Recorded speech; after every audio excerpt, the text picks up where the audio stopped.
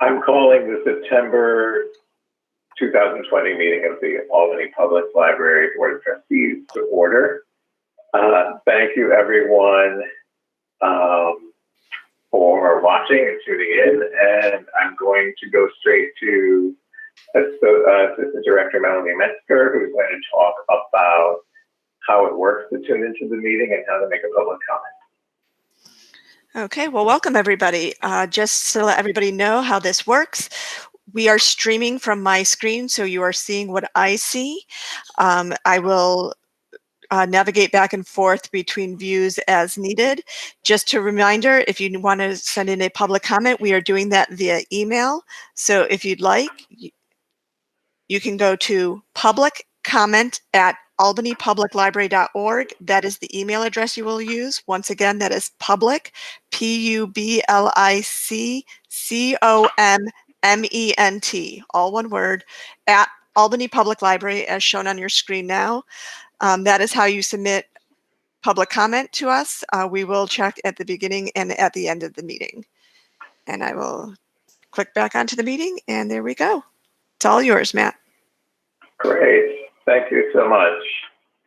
So I'm going to let everybody know that all attendees are present except for Brenda Robinson, who is excused this month. And we did see Arlene Way come in, and I think she may have had some connection issues, and we are expecting her to return to the meeting. All righty. So let's get started with our consent agenda. Does anyone want to remove an item from the consent portion of the agenda?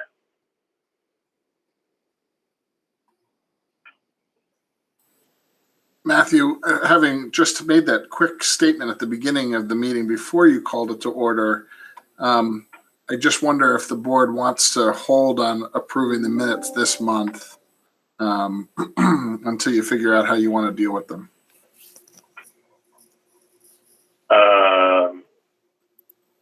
So how would I take the temperature of the board on that? Just kind of yeah, I think just a conversation about it if people want to discuss it without getting into it. It's not on the agenda. For people who are watching, our format, because of the software that we're using for the minutes, has changed considerably. So we are going to want to bring that to the floor at some point to figure out if we want to accept the new format or if we need that to be modified each month. Bob, are you suggesting that we should put that on the agenda, or we're just going to skip the approval of the minutes this month? Is that what you're suggesting? I can't hear you. I move to pull the minutes from the consent agenda. Okay, that's brilliant. Thank you so much. I couldn't hear Bob talking there. I think you said you, but yes. Do we have a second, or do we need to second that, or you're just pulling it? And Jen, a second. So can we? So all in favor of pulling these minutes from the consent agenda? We can discuss it. Are we going to do a voice vote?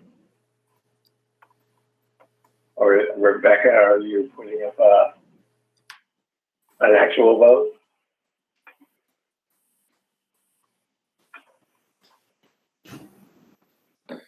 Here we go. So the motion that's been put in, thank you, Rebecca, to remove the minutes from last month from the consent agenda. Moved by Karen Strong, seconded by Janet Patera. And now we should vote on that. All in favor? Are we doing voice, or is it going to come up on?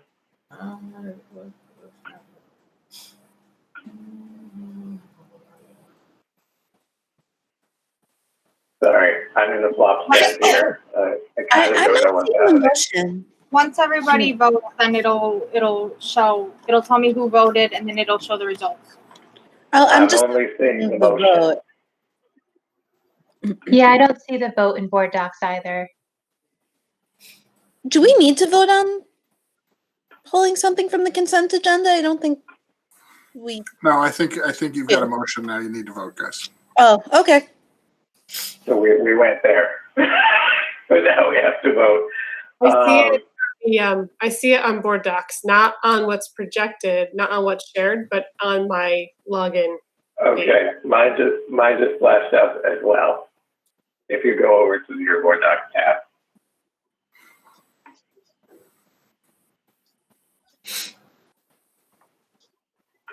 Is everybody able to vote?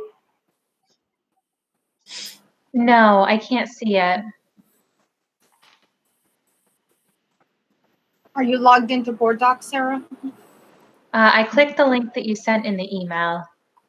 But make sure that you log in with your username and password. We're still practicing our board docs. This is fine. At this point, we can still do a manual vote for you. That's fine. You just have to say your name and your vote. Sarah Shearer, and I vote aye. Thank you. Did you get all the other votes, Rebecca? Yes, I'm just.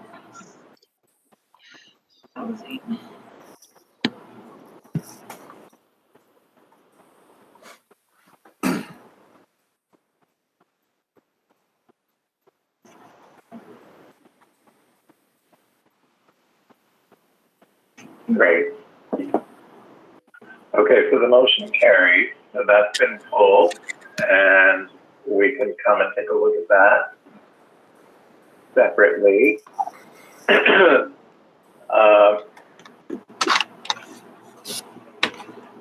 I think we should just table it till next month. Okay, so it's been pulled in order to table it for next month. Should we update the motion? So, but Matthew, what you really should do here, now that you've made that motion, it's been pulled, do your consent Yes. agenda, and then entertain a motion to table the consideration of the minutes until next month. So 2 separate steps. Beautiful. That's wonderful. Thank you, Bob. Yep. So I'd like to put forth a motion to approve the consent agenda with the minutes from last month pulled that we just did. Sarah, are you logged in now so we can all do it online? No, unfortunately, my laptop decided to update, so I'm on a different computer right now where I don't have my username and password saved. So I'm looking through my email to try to find it, but I'll let you know when I do get in. Okay, thanks. Don't worry. It looks like Rebecca's really good at taking that voice vote. So who would like to put a motion forth to approve the consent agenda? Am I allowed to do that? No. All right. So we have a motion from Jennifer Terra. Do we have a second? Second from Tom. Thank you. Rebecca, would you be putting up the vote for this one? No. No? No, To approve the consent agenda? I'm trying to update it. Like, I don't know how to add an action that quickly. Oh, okay. So In addition to the agenda that's already created.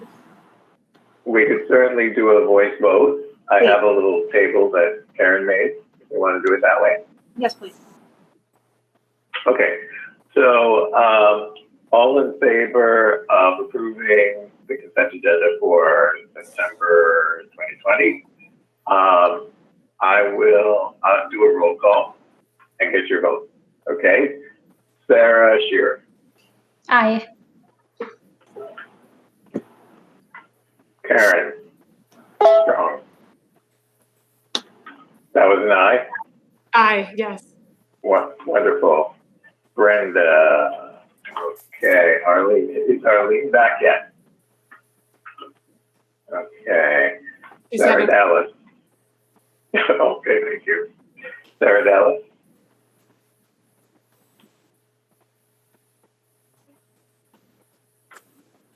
Okay, let's come back to Sarah. Tom McCarthy. Aye. Thank you. Brigitte Schreier. Yes.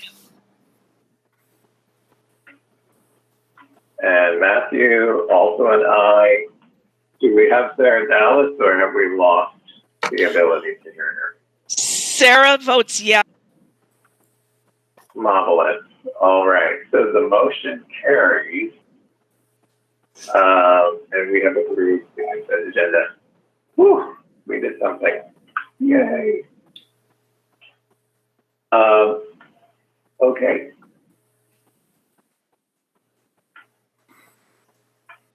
So let me just go down the list here. So an item was removed from the consent agenda, which is last month's minutes for approval. We need to discuss why we have removed it and what we want to do about the problem that caused us to remove it. And I know that this was brought up just before the meeting went live. So I'll just introduce the idea.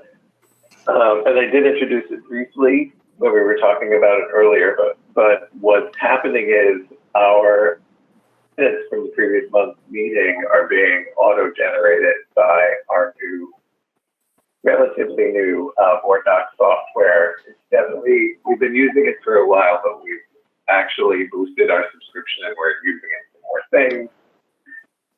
And it was noted that this new format that auto-populates on Board Docs is significantly different from what we've usually done for decades, apparently. 17 years, all rounded to 2 decades. And it contains far less commentary and information about each item. So would anyone from the floor like to talk about what they see when they look at the agenda and what they would like to see? so yes, I'm happy to talk to that. In the past, our minutes have had a little bit of description about the discussion items and a little more information about each motion. And I would personally like to see that continue. And I hope that there's a way to do that in Board Docs that's not too onerous. Okay. Did you want to add anything else, Karen? I know my pauses, because I'm nervous, my pauses are a little short. So. I'm good. Okay, so Tom is chiming in. Great. Let's hear your thoughts. I felt like they lacked our normal format for our minutes, and they didn't look as clean or as they didn't look as formal as they should. So I definitely preferred the old format, and as Bob and Karen have said, there was less content in them as well. Yes, Bob being our marvelous counsel who brought it to our attention in the first place. Thank you for that input. Does anybody else want to talk about what they see before we talk about solutions?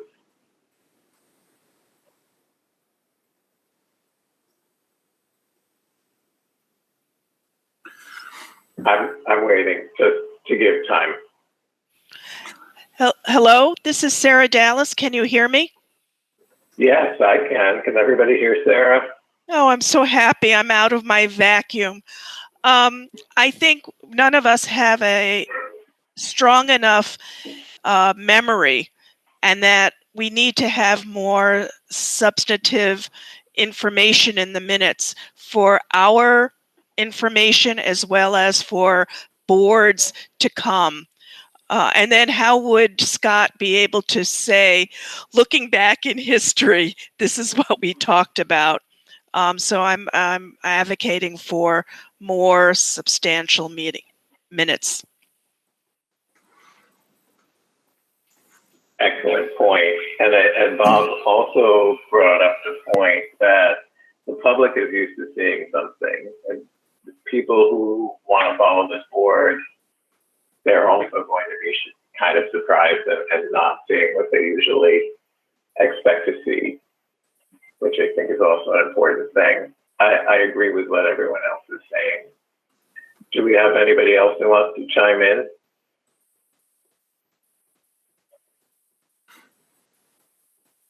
I'll take the opportunity to give you a quick compliment. What you all had previously been doing for minutes really is in many ways a gold standard, because it was just right down the line where it wasn't too much, it wasn't narrative, it wasn't notes of what individuals said, except when people asked that be included, and yet it wasn't purely the action items. It was a really nice balance, and I know that a lot of libraries have looked at your minutes as examples, partly because I've sent them to your minutes as examples. So I'm glad to hear the board is looking at trying to, get some hybrid again. I think Board Docs is really wonderful. It helps the staff to get the stuff recorded in the meeting, but some hybrid between the two is probably an ideal situation. Thank you. A nice compliment from Bob. Whew, that's hard to get.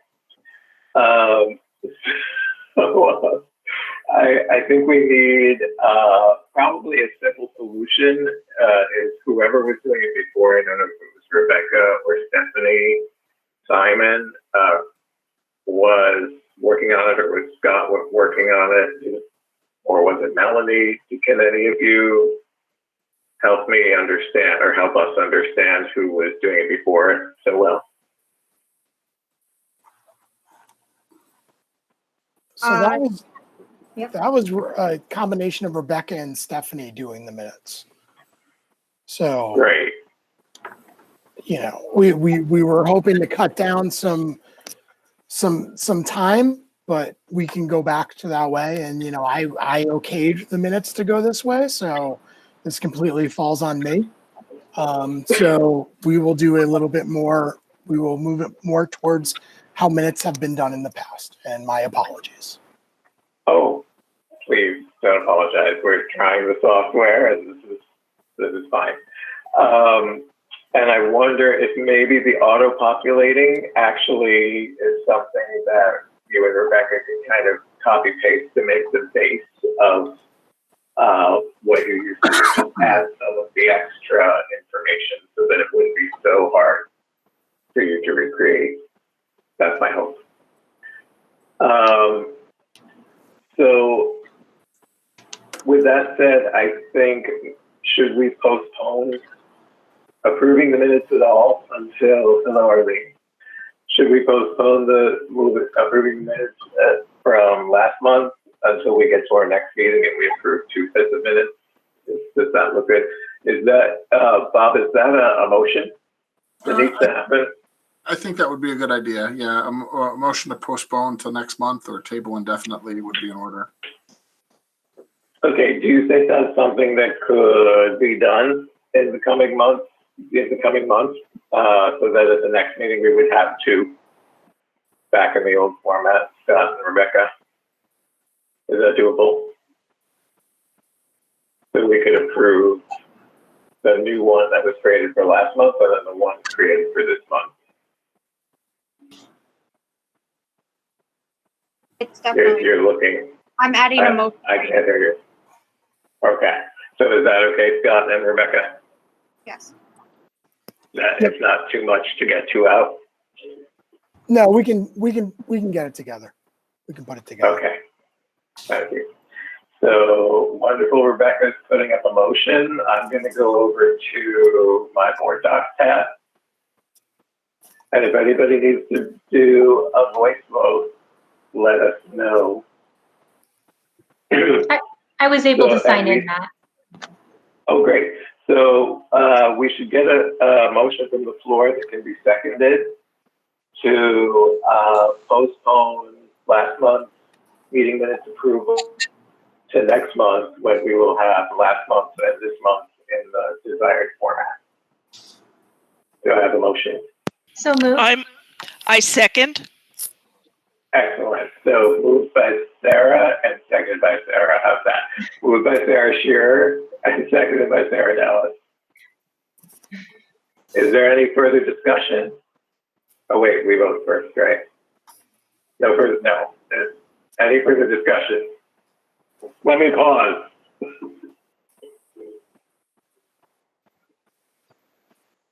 No further discussion. Great. So Rebecca's putting up the vote. I'm doing mine.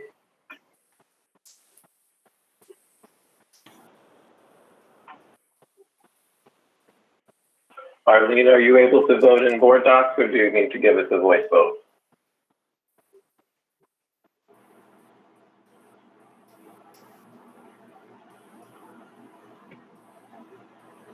Did we lose Arlene again?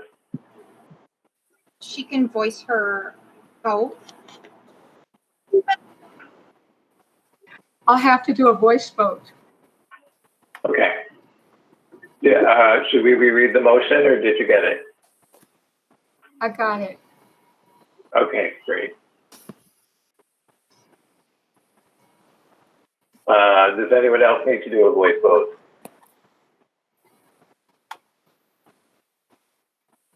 And Arlene, if you're ready, go ahead and give us your voice vote. Yes. Thank you. Yes. Thank you. And the motion carries. Great.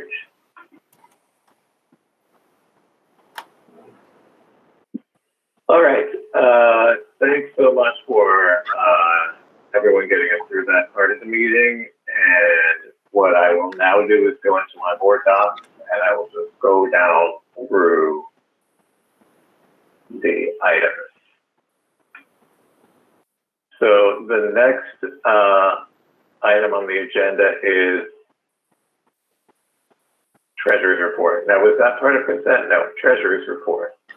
So has everybody had a chance to look at the Treasury's Report?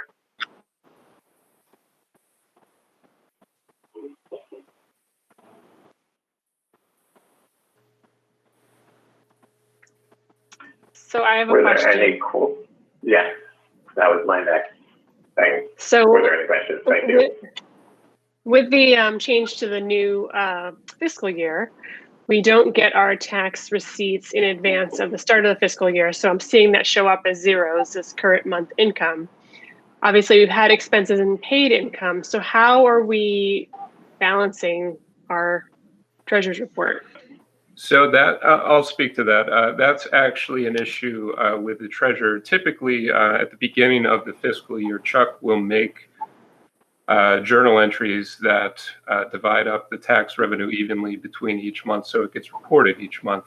That hasn't been done so far, so you're seeing zeros on the report. Again, these reports are just drafts, so once the treasurer finalizes the report, that zero would change to whatever the tax revenue is divided by 12, is what you would see there. And that goes for several other of the revenue lines as well. The state grants, federal grants line, branch improvement plan line. Was that helpful? Well, so you're saying that Chuck just didn't do this month? Yeah, it's just something that he hasn't gotten around to yet. Okay. I also wanted to just ask real quick, did you guys need to vote on the check register?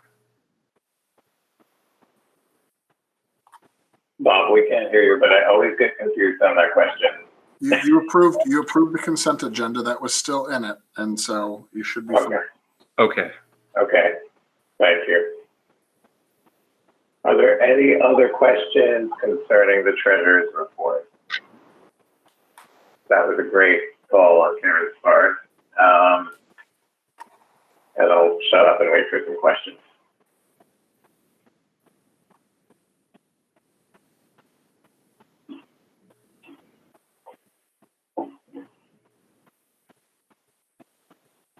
Okay, hearing no further questions. I think I still get confused about, are we voting to accept the treasurer's report? No, that was part of the thing. Okay, great. So let's move on to the next item on our agenda, which is the capital fund report draft.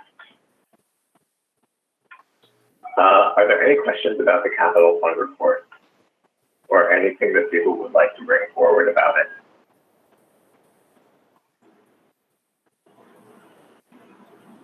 I'm going to put on a 20-second timer so that I don't go too fast.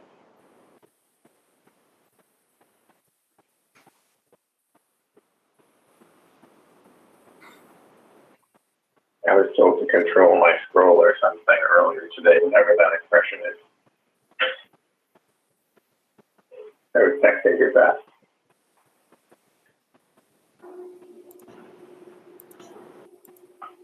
Okay, so not hearing any questions about the capital fund report.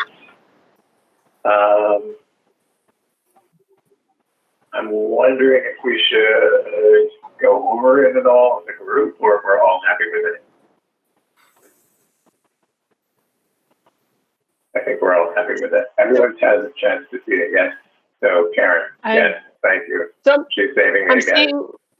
I'm seeing that there's a capital fund check register that's on this line and wasn't included in the consent agenda. So do we need to vote on this one separately? You do. Thank yes, you. There it is. Cap check. Yes. So I'll move to accept the capital fund check register. Okay, I see it. It's got a big one item in it. Do I have a second? This is Sarah Dallas. I'll second. Okay, are there any comments about that capital fund check register?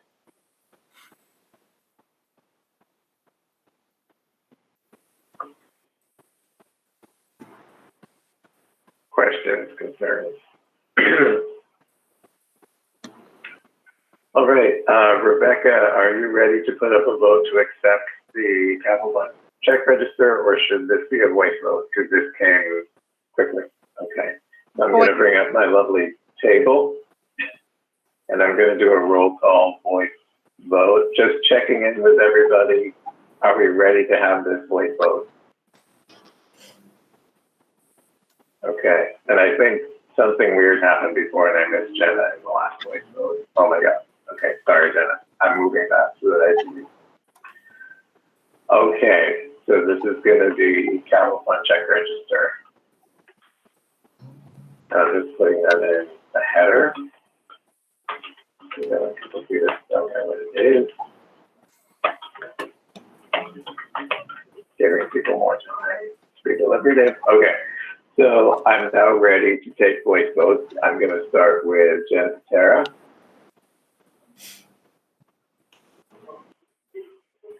Aye. Thank you. Aye, and I also have an unrelated question. If you could come back to me after the vote, that would be great. Thanks, Matthew. Great, and I'll probably forget, so just remind me. That was Sarah Shearer. Karen? Aye. Aye. Thank you.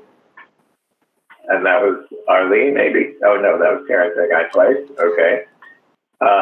Arlene Way? Aye. Thank you. Sarah Dallas? Aye. Thank you. Tom McCarthy? Aye. Thank you. Brigitte Cryer? Yes. And Matthew Finn is aye. Because I read a lot of crazy seafaring books when I was younger, so it's aye. Sorry. So the motion carries. And Sarah Shearer, I remember Sarah Shearer had something. So I probably missed it because I jumped on right at 6. So if this was discussed prior, I apologize for not catching it. I'm seeing on my screen that this is being recorded but not streamed potentially. It says the organizer scheduled this meeting to be streamed. So I just wanted to make sure either, we weren't planning. Oh, go ahead, Scott. Sarah, I'm watching the stream right now. We have to do the stream a little differently. We're not using Google to do the stream. It's a screen capture that Melanie is running. Thank you. You're welcome. Oh, wow. Yeah. Now that I move my mouse, I see that start streaming thing too. Good call. Thank you, Sarah. Next up on the agenda is our wonderful director's report, which Scott will go through for us. So it's, oops, sorry, I just have to pull up. Okay, so COVID-19 update. Today we soft launched in-person services by appointment at our Howe branch, which we're very excited about. So we started at Howe as a soft launch, and we're hoping that by next week we'll have Arbor Hill up as well. And then after that, we'll reassess, we'll look at staffing, and we'll see what the next steps are. But we are now in phase 2, and we have people coming in the building and using our facilities by appointment. Safety, the building involved in July's fire, which is adjacent to the Arbor Hill West Hill parking lot, has been demolished. They did a really good job this week of cleaning that up. There was minimal damage. We lost some lights, and that's about it. As for July, curbside pickup has been extremely successful, and so far we have not seen a significant drop since launching. Some of our branches have seen a little bit of a drop because people are using other locations, but it's been very popular. Our Zoom programming that's live, it's been very popular. Book discussion groups seem to be the winners right now when it comes to programming. Operations, the Delaware branch's lot has been repaved. That was part of the 2019 construction grant project. So that's good news. Some bad news, due to state funding cuts, there will be a dramatic cut in ebook spending connected to central library funding. So that's nonfiction. We pretty much had to pause all of our nonfiction purchasing using CBA funds, central book aid. Human resources and administration can continue to work out FFCRA changes as the school year approaches. And right now, that may change as of news that I heard this afternoon. So I'm going to have an interesting conversation with human resources tomorrow. Administration, I continue to attend virtual community meetings to inform the public of all the services we are providing. The public so far has been supportive of what we have done and our approach to reopening. It's all been very positive. I'm doing my first in-person one in Washington Park, which should be interesting. I'll feel very old-timey. I'm going to get a soapbox and stand on it as I talk. But, we keep reaching out to the community. We keep attending meetings and have gotten some very positive feedback. And again, I always welcome public comment, people to reach out to me. I'm willing to meet people however they're comfortable meeting. As for statistics, circulation is starting to normalize, which is kind of nice. While ebook circulation seems to be holding steady, thanks to curbside, we're seeing circulation increase. Interestingly enough, Wi-Fi usage went up a little bit as well. We had a little bit of a dip in reference questions and a little bit of a dip in program participation, but I believe program participation will increase as the fall gets cooler and the winter comes, and the only programs participating in will be online programs. And that's it for my report. I'll open the floor up to questions. Scott, this is Sarah. I have 2 questions. I might have missed this. Are you talking about e-content nonfiction or the physical book nonfiction? E-content nonfiction. So all of our CBA funds are spent towards nonfiction ebook. And with the cut in the budget, we've had to pause purchasing because we were already 79% through our budget. So we saw a 20% cut there. And Actually, it's a 22.6% cut. So then we're probably at 77.3, which would make sense, and when it comes to trends in book purchasing. And the board should be aware that includes a $17,000 cut that goes directly into our budget. We have in our central library aid, we have about $42,000, which is the cost of the salary for an L1. And so that took a 20% cut as well. So we saw a reduction of about $17,000 that we'll just have to make up one way or another. Sarah, did you have a second question or? Scott answered it when he gave the percentages.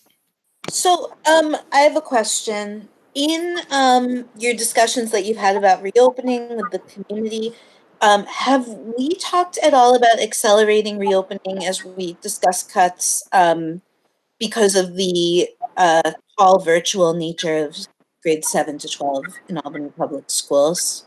There was no conversation with the public about accelerating opening. None that I know of. No, nothing was brought up to me. No one from the I have yet to, outside of an email and a phone call 2 months ago, I've yet to hear from anyone in the public.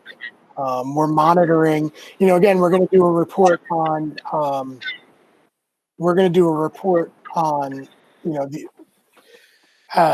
the poll that we did with the public. And there was some comments there, but you'll see in there the majority of the support is a slow reopening.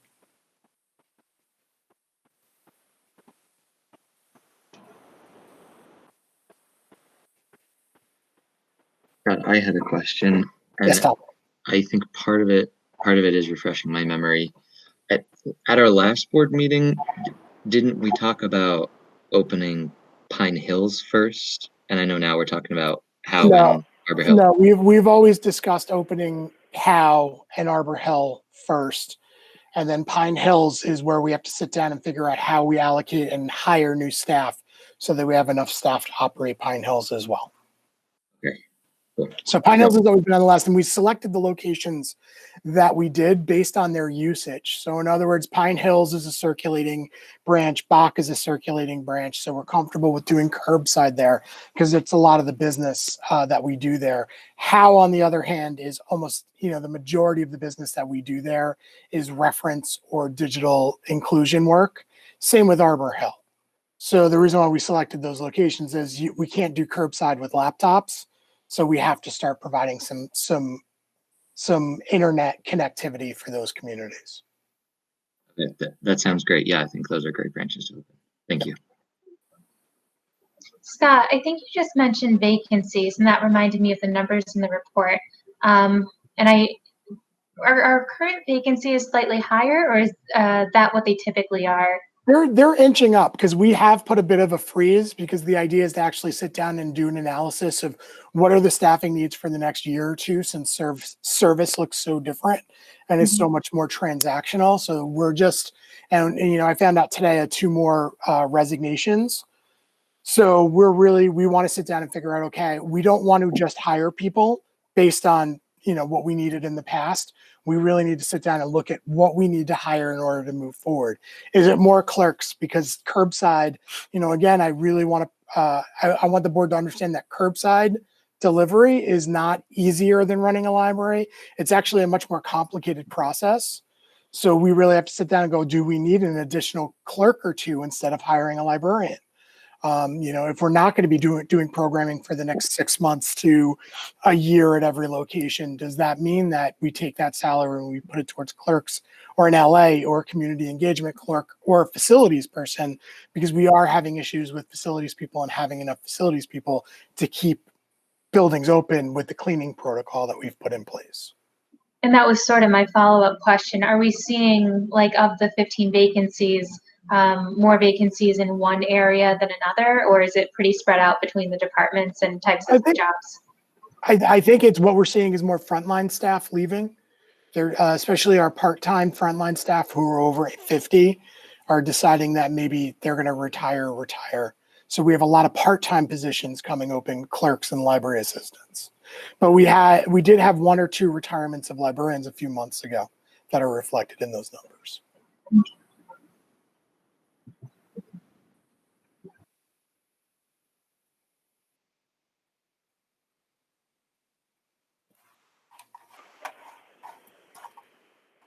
I'm just giving a little more time. In case anyone's thinking of any more questions. You have one other question. Scott, how or to what extent have we been involved in census participation efforts over the last couple of months? I know it's been hard, but yeah, we've been doing it digitally. So we've been doing social media, sharing, sending things out, doing reminders. And I believe we did do some reminders in the bags going out to individuals catching it. We invited the city to come and table at our locations as they became open for curbside, but that never materialized. But that invite was sent out to the head of the Albany Counts Committee. Okay. So we engaged, and we just didn't get as much back as we would have liked, but I understand that they have a lot of engagements that they had already planned to be at, and they have staffing issues as well. Yeah, I was doing a curbside pickup at Arbor Hill the other day, and there was a group of people who asked me if I had filled out my census, and they were right outside the library, but they so weren't. maybe that came to fruition, and no one told the executive director. So yeah, I couldn't tell if it was sanctioned or not, but it's definitely. I mean, we've been members of the Albany. I would say the library was one of the chartering members of the Albany Counts Committee. So we've been involved. We've been going to the meetings. We've been active. We've kind of been going back and forth, figuring out what we can do. So I reached out to David. So that's probably just, it happened. And I either never saw the email saying when they'd be there, or maybe they reached out to another staff member and coordinated it. Yeah, it might have just been a coincidence too, but thanks for answering the question. No problem. And I believe 1 or 2 of the virtual reference sessions has been census related in the past couple months, but very few. Okay, cool, thanks.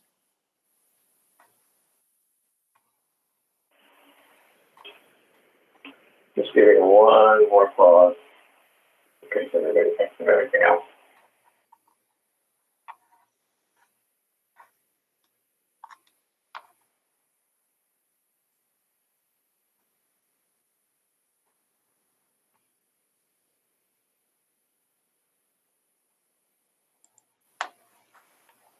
Okay, well, it looks like there are no further questions for Scott. Scott, thank you very much for your report and all the information that you put together. I'd like to move on to the next items under heading number 6. Those are committee and liaison reports. So does anybody have any trustee type of share outs they would like to do events?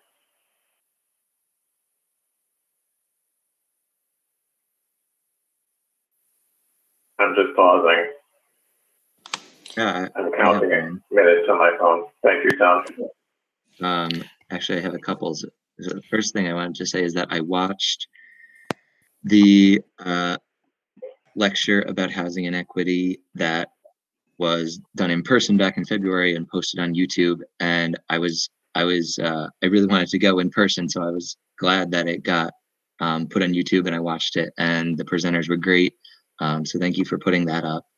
And then the other thing is that I've heard from people in the community who were really impressed with the curbside pickup operation. And including one person who doesn't use the internet, but they called the library and said, I don't know what books I want, but can you just put them in a bag? And they did, and they said it worked really well. So I just wanted to commend you guys on what I'm hearing from people.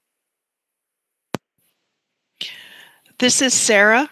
I was part of a conference call with Senator Schumer's staff about federal aid to libraries and municipalities. And unfortunately, the news wasn't what I wanted to hear. Senator Schumer is supporting libraries, but I don't think we're going to be getting another aid package anytime soon. Thanks for sharing. Sorry to hear that. I'm going to count a few seconds. Okay, good. Yes, next. So I heard from a number of friends and neighbors about the Ask a Lawyer program that went on and just how valuable it was, and actually how much they'd love to see it happen again. That was a really, really wonderful program. And then I also am about to get my shirt for summer reading. I'm really excited. Teddy and I completed summer reading and are about to try curbside pickup, but I know I've heard from a number of community members about their positive experiences with curbside pickup, and especially with the free book bags that are being handed out. That was a real fun bonus and exciting thing. I have been hearing a little bit from folks about just worry about access in the community with virtual school this week being announced. Thank you. I'm just counting some minutes, some seconds on my phone here for a pause. I just had a comment. I'm a ebook overdrive user, and I didn't know that library cards expire until I tried it, and it expired. But I just called the next day, and it was a long 8 hours to the next day because I wanted to hear that book right away. I did all the Harry Potter series, so I was doing all the companions. So I was like freaking out, but I stood firm and not go to Audible. So I was like, no, just get your library card. And so he told me 3 years. I didn't know.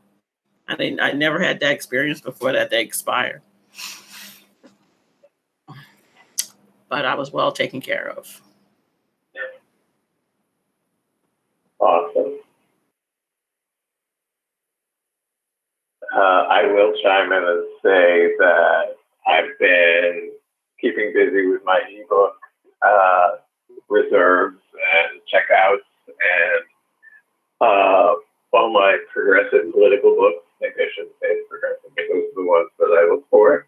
And even though we're going to have our budget cut for nonfiction, some of the recent ones were available, and I actually got them faster than I thought I would. So there you go. I'm going to wait for about 10 seconds. I would like to chime in. I attended a Canaan meeting on Wednesday, and Scott made a presentation. And I have to say that, well, for those who may not know, CANA is the Council of Albany Neighborhood Associations. Scott made a presentation about the current status of the library. And people, the neighborhoods are concerned, but I have to tell you that his presentation was really well received. And the library should know, staff should know that they have support from the community. The other thing I have to say, and this is outside of the CANA meeting, I've been hearing from the community some real interest about when people will be able to have access to the library, to the facilities. There, with the schools going virtual, and students not having access to computers. The library is viewed as an important resource. And so there is some concern about how that resource might be made available to students and to others who really need to have that support. So the library is treasured. Scott made an excellent presentation. The library is loved. And I suppose, people just want to know when they're going to be able to get through the doors. Awesome. I'm just going to give another little pause in case people want to bring anything else up.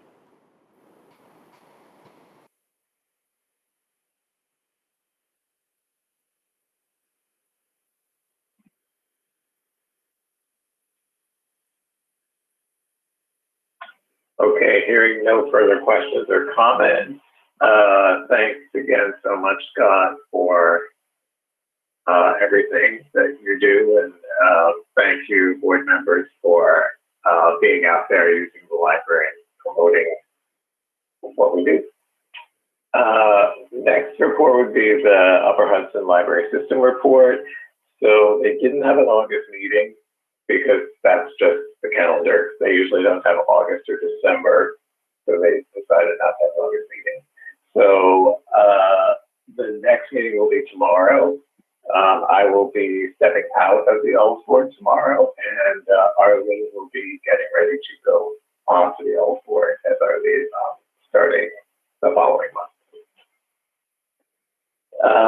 we have a report from the Finance Committee. This is the Finance Committee, as I understand it, will be talking about some work that they did that will result in a motion. That will then be addressed. They will report on it now in the committee reports, and then it will be addressed again in new business as a motion. Committee Chair. Thanks, Matthew. So the Finance Committee met a week ago from yesterday. We had one item of business to attend to, and that was the 2020 budget modification. Really quickly, in terms of revenue, we're collecting $12,000 less for our BIP loan due to decrease in projected expenses, almost a $50,000 reduction in New York State grants, and a $60,000 reduction in fees and sales from our branches being physically closed. So altogether, that's about $122,000 reduction in our revenue.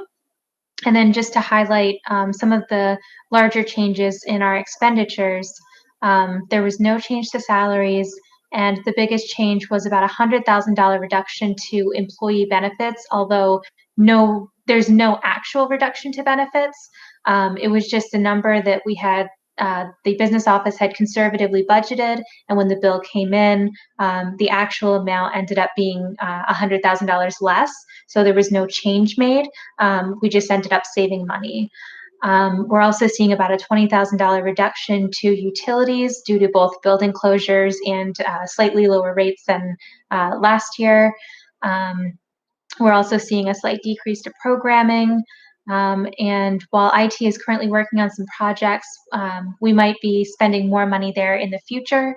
Some things are wrapping up right now, and there might be some decisions coming, and we allocate more money there in a little bit. We're using almost $180,000 in fund balance for the year, and it was brought up at the meeting that we may want to consider doing another budget review this year, even if we don't do an extra budget modification, just have a Finance Committee meeting to review where we're at with the budget, and we're going to be doing that. The Finance Committee approved the budget modification unanimously. And with that, I can take any questions.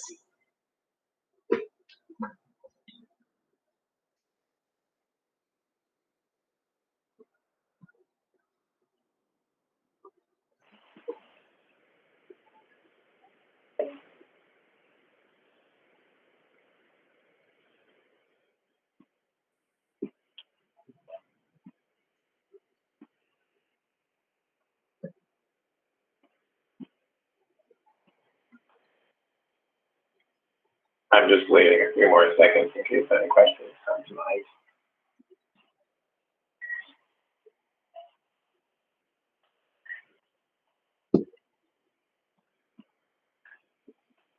All right, Sarah, thank you so much for that report. The motion that you made to accept that budget mod will be addressed in the new business portion later on in the meeting. So now we're going to move to number 7, information items. So the next are all in there. And this month we're being asked, as the cycle is kind of starting, to sign some documentation that we sign every year. So if you've been on the board a while, you should be used to these.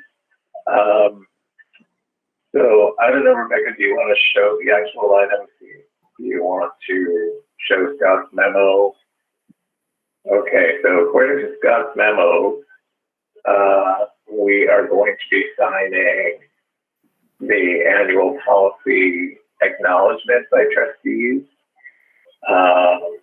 And those are the whistleblower policy and the conflict of interest. And are we signing the UHLS? No. No, okay. That's so Matthew, okay. This memo is just kind of a list of information of things that don't necessarily need to be voted on, but to give the board an idea of what's going on, some things that are close to policy, and then some policy or procedure or finance discussions for the future. So just we're at our annual acknowledgments of policies.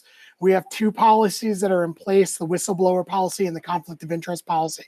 Every year, trustees should be re-signing those acknowledgments. They've read the policy. There's no Not particular... Re-signing. Sorry, just kidding. So you know, that's for you all to look at. Just sign and send over to Becky so we have it on file. It'd be nice to have them before the next board meeting. And then the other informational item I already covered in my board report, which is just central library aid and the reduction of central library aid, 22%, not 20%. 22% that's been taken out. 22.6, I think I heard. Yes. Just kidding.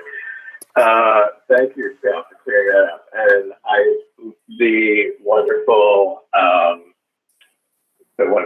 President Emeritus, who is our current Secretary, and I talked about how people are going to get these signatures done, in case they were wondering. So if you go onto Board Docs, the documents to be signed are in PDF. If you are good, like Aaron is, at signing PDFs electronically and forwarding them to Rebecca without a problem, that's great. We recommend you do that. If, like me, for some reason, you always lose the data when you're trying to sign a PDF, I am going to print mine and sign them with an actual, this is important, so I might use a fountain pen like this one, because I like those. I'm going to sign them. I'm going to take a scan on my phone, and I'm going to send the scan to Rebecca. Those are the two major ways to do it. If anybody has another way, let me know. Maybe there's another way we can do it. Can I sign it and just mail it in? That's a great question. Would that be acceptable, Scott and Rebecca? To get the signature by mail? Okay. So that would be great. Like a 2A. So like a 2A, and the scanning and phone is 2B.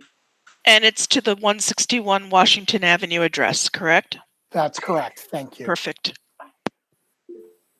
The conflict of interest annual statement is required by the not-for-profit corporation law, so we really have to make sure that one gets done. So please don't dilly-dally on that one. The whistleblower is your policy; it's a good idea, but the conflict of interest is a statement that we have to do each year. Thanks, Bob. If anybody has trouble with that, you can contact me offline, and I might be able to help you at least print it out and tell you how to get it to Rebecca. Would everybody be okay reading those on your own and signing them? We can move on to the next item. Okay, awesome. I'm seeing a lot of nods. Okay, great. Question. Can we use a PDF signature, like a digital signature, to sign it, or print and sign? It's my understanding that yes, you can. Is Melanie saying something? No. Nope. Okay. That makes sense. Thank you. So for people who do the digital PDF and you're fine with that, that's probably the best option because it'll be quicker. I'm going to sign mine and scan it. Takes a few more minutes, but I'm going to be able to send it electronically once I scan those images. Any other questions on that? I have a question, but it's not on the policies and signing them. Okay. I'm fine entertaining that question. Question. What happens if people are unable to pay their library taxes, which are coming due at the end of this month? And I know that the county is supposed to make up the difference, but if the local aid is being cut left and right, what happens to our library and its funding?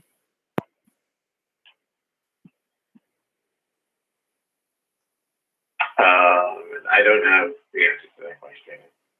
Has anyone given any thought to what would happen? Finance people, administration people? We've been bringing this up since, we've gone into pause. This is a scenario that we hope we don't go into. We don't think it'll be as adverse this year as next year. But if we don't get enough money to operate, we don't get enough money to operate. And then we have to make significant cuts. That I think I've brought up every meeting for the last 6 months. Something we're prepared to do, and it's a worst case scenario, but right now we're living a lot of worst case scenarios. So yeah, Sarah, that's what I think about at 4 in the morning. Me too, Scott. Me too. So I do not if you think about it, significant amount of money is already in escrow. So I believe this year we might see a decrease in tax receipts. I believe I'm more concerned with next year than this year. If Bob was here, he would tell us he's not as concerned. Him and I have gone back and forth about this multiple times. I am more concerned, but I'm a more cautious individual. But yeah, we may be faced in 2 months with a budget modification that's significant, and we have to prepare ourselves for that. And I've gamed out scenarios for that to happen. None of those I want to share right now because it's not really a conversation that I think will go as well until the crap actually hits the fan. But yeah, I've gamed out worst case scenarios without a doubt. It's one of the reasons why we had a hiring freeze. And it's one of the reasons I'm very uncomfortable with hiring people, because in our in civil service and a union environment, the first hired are typically first fired. So I'm very concerned with hiring people only to then have to let them go a short time later. I don't think we're going to be there this year. I do think there's going to be bigger holes than we expected.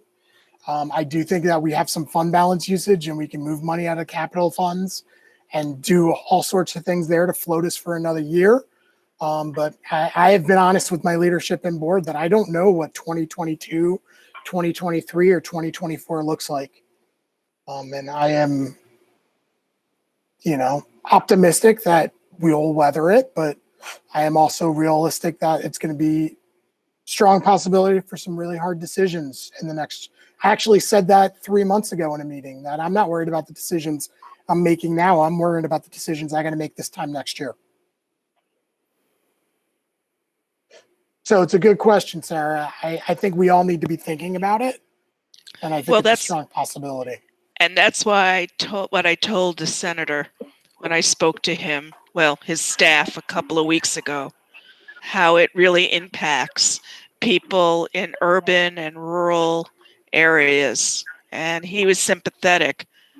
But anyway, thank you, Scott. You're welcome. Thanks so much. Were there any other comments or questions at this point in the agenda?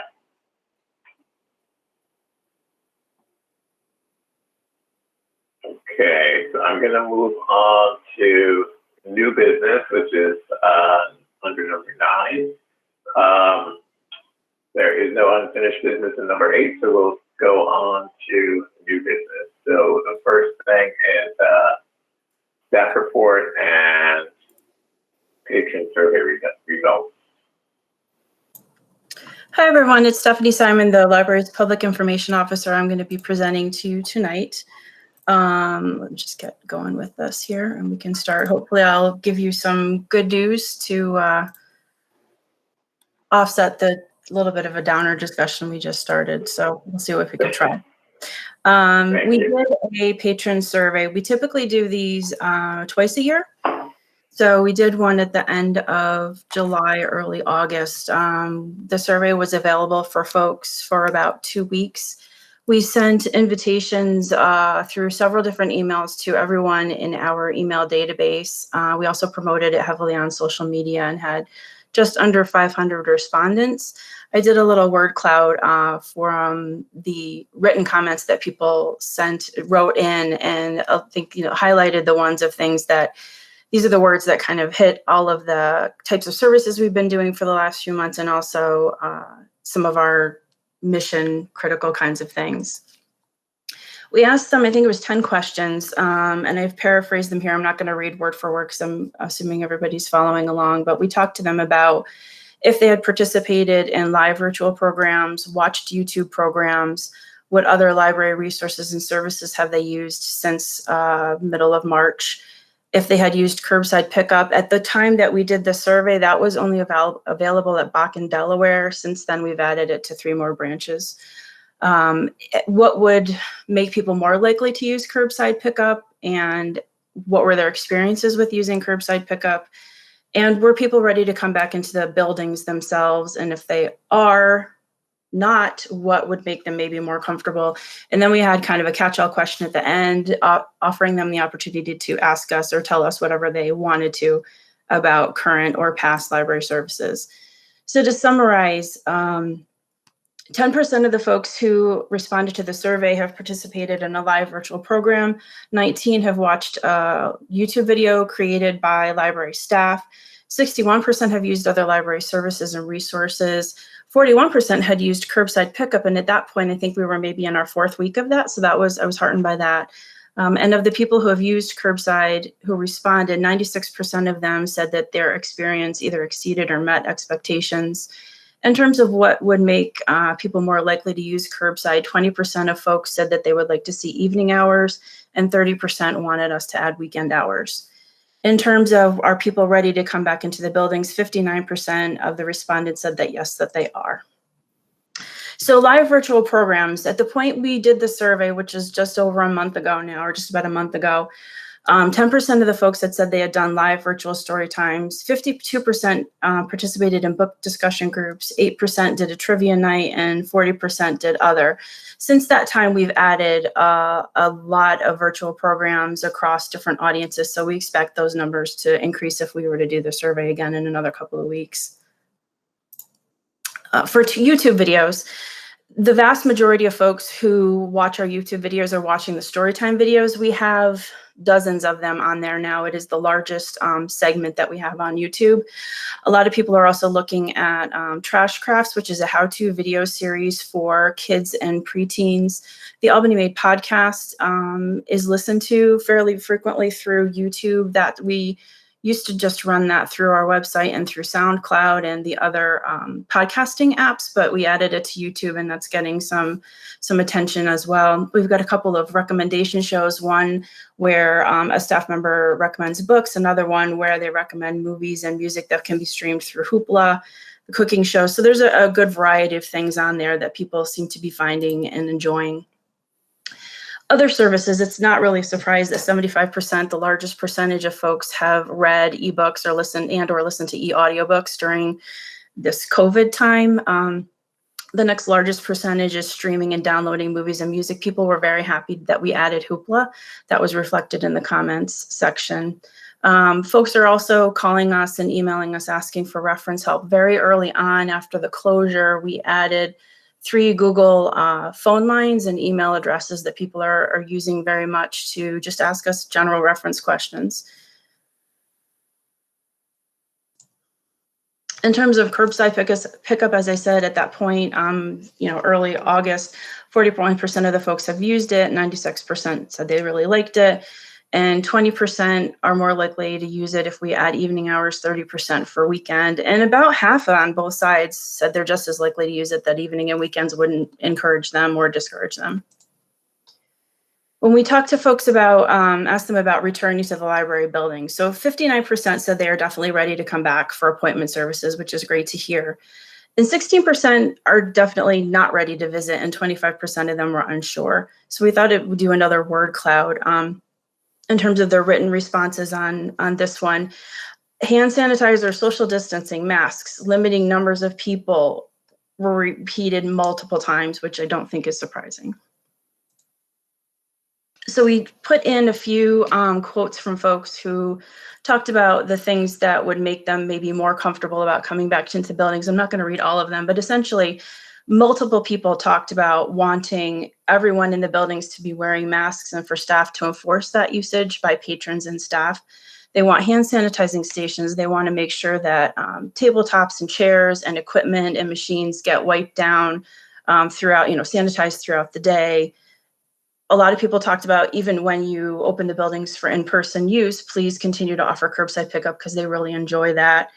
And then there were a few people who talked about, they have absolutely no interest in coming back inside at all, because they don't want to go inside any public building, frankly.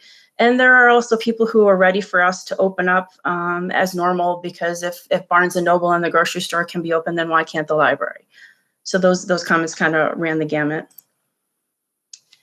In terms of that last catch-all question where we asked folks if there's anything else they wanted to share with us, some of these responses are directly related to the kinds of services that we've been providing since the middle of March when we had to close the buildings. Other people talked about age-old topics like parking at Washington Ave. So some of them are current and some of them are kind of previous when we were in our normal state of operation. A number of people talked about being happy to have Hoopla, and the Libby app was very popular.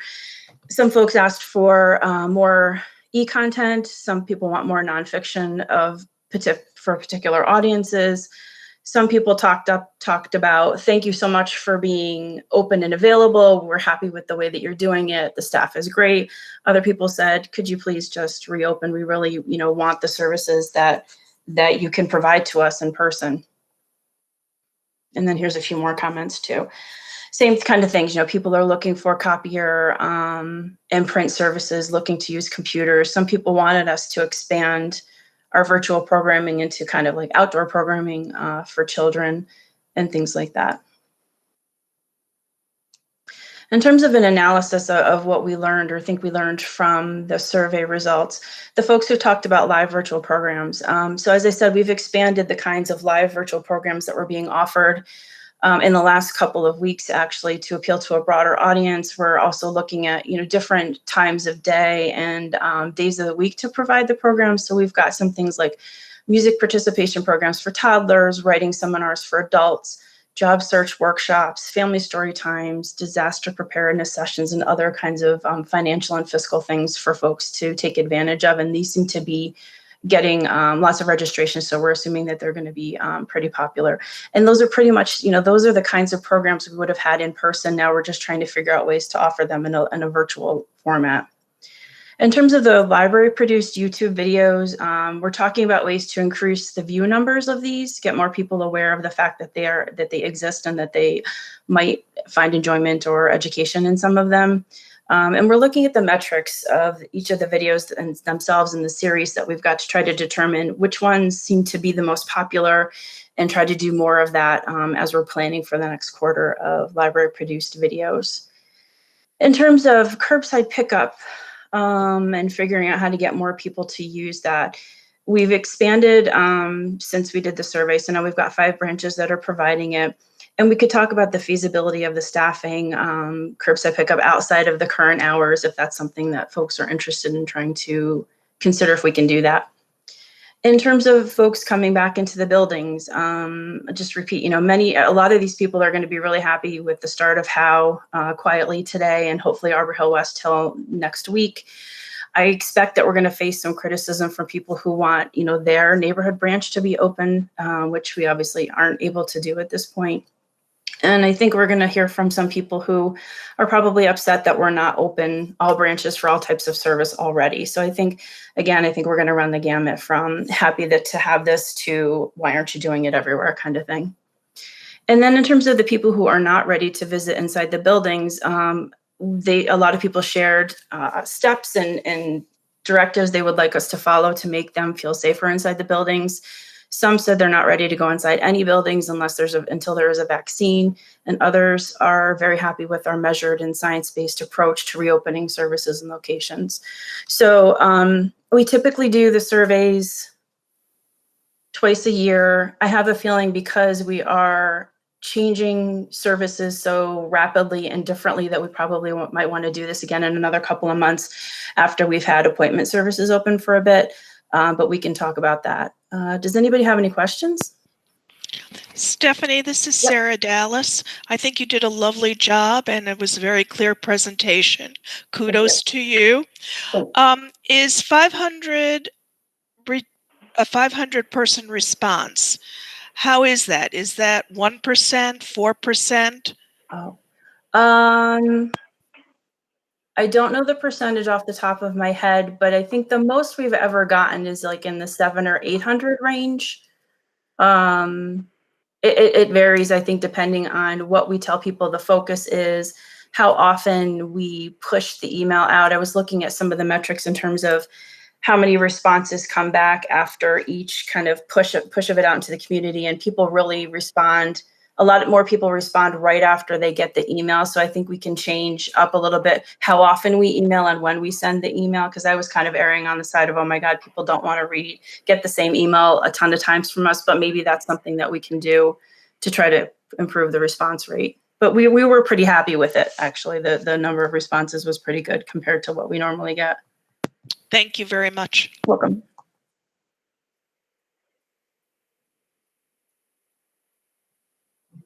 Actually, a follow-up on that. Response rate. How many emails is the survey going out to? It's about 22 to 23,000. But people also see it on social media. Got it.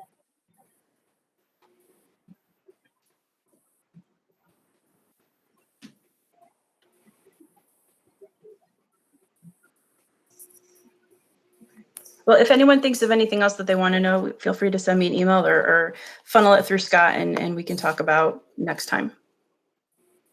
Thank you.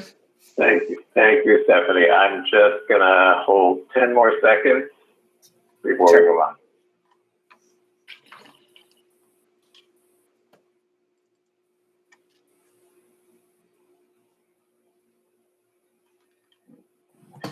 Thank you so much. I just wanted those extra seconds in case people had something pop into their head. So hearing no further questions or comments, we want again, I thank Stephanie for the great presentation and the work that was put into doing the survey. And we're going to go on to the updated COST, the continuation of service plan.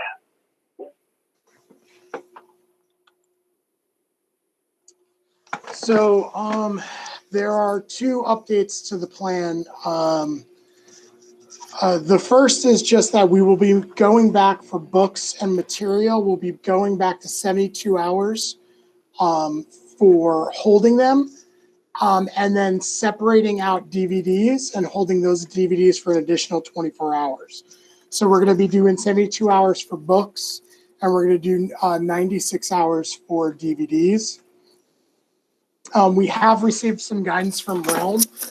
Right now, we're pausing on using that information going forward because there's just way too many questions and almost no guidance. We're just getting the scientific evidence, and there's no one at any level with a scientific background telling us what it means for us. So we're following the 72 hours just based on the fact that that's what most libraries are doing across the country, and we've yet to see anything come to us that people are getting sick from borrowing books, or there's contact tracing going back to books. So yeah, the last Realm study really threw everybody off, and my opinion on it is simply until that group or the American Library Association or the IMLS or state ed or whatever, a state library somewhere actually finds somebody to give us a general idea of how much virus someone can, load onto a book and how much that virus takes to get somebody sick, we can't keep moving those hours up. So it's really frustrating, but that's where we're at. But we're doing it based on what we're seeing other libraries doing and following their best practice. So it'll be 72 hours for books. So that we'll be dropping back 24 hours when it comes to books, and then doing 96 hours for DVDs.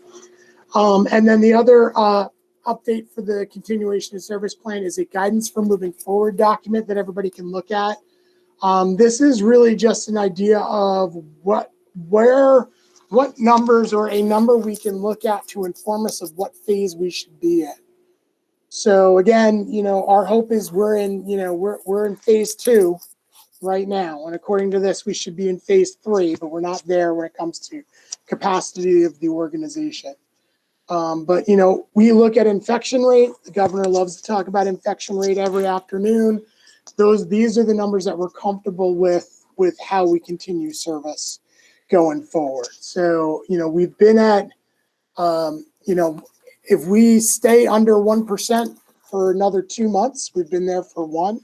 We stay under 1% for another 2 months, then we're totally comfortable going into phase 3, which would be an opening of all locations with headcount. The only way that would be possible is if we stop doing redundancy scheduling.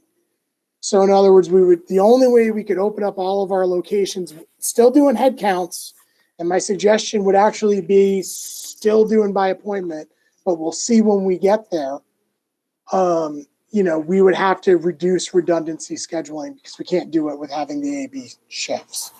So, let's really, I refuse to put any of our openings on a calendar, but this is just a guidance document to help my staff, myself, and the board understand where we would be comfortable at certain phases. And the second page is just kind of a flip. So in other words, we may hit in March. We're in phase 4. The second phase of phase 4, we're doing great. Everything's doing awesome. And then everybody goes to a motorcycle rally, and there's a super spreader event, and infection rate goes back to, 0.1 or, 1.5. Then we would move back to those phases, which would bring us back to, places we don't want to go. So again, this isn't, I would say this is more like IKEA directions and less like a straight directions. I have a couple of questions. Sure. So just to clarify, infection rate is the number of positive tests compared to the number of COVID tests done. That's what you mean by infection rate? Yes. That's and are these, okay, but I think we should be, we should be as clear as possible. And then if these are for, this is in Albany County, this is statewide. This is Albany County. Okay. I think it would be helpful if it was just add those details. I thought we added Albany County because that was a question from staff, but I guess I didn't change that in this draft. So yeah, we'll make those changes. I'd also say this is really helpful to just give a sense of what might come and just to help us be prepared for what might come. So thank you. And these numbers could change. We could have a conversation and these numbers could change. But this is just based on what we're seeing around the country and what, there was just an article in Library Journal today about multiple libraries rolling back and going back to curbside. So this is just to give everybody an idea or kind of just a little bit of a guide. Scott, this is Sarah. Are you taking temperature of employees and the public coming into the library? We're taking temperatures of employees. We're not taking temperatures of patrons.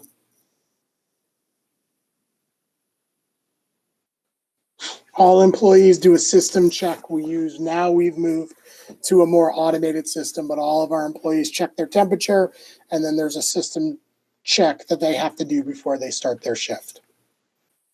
Thank you.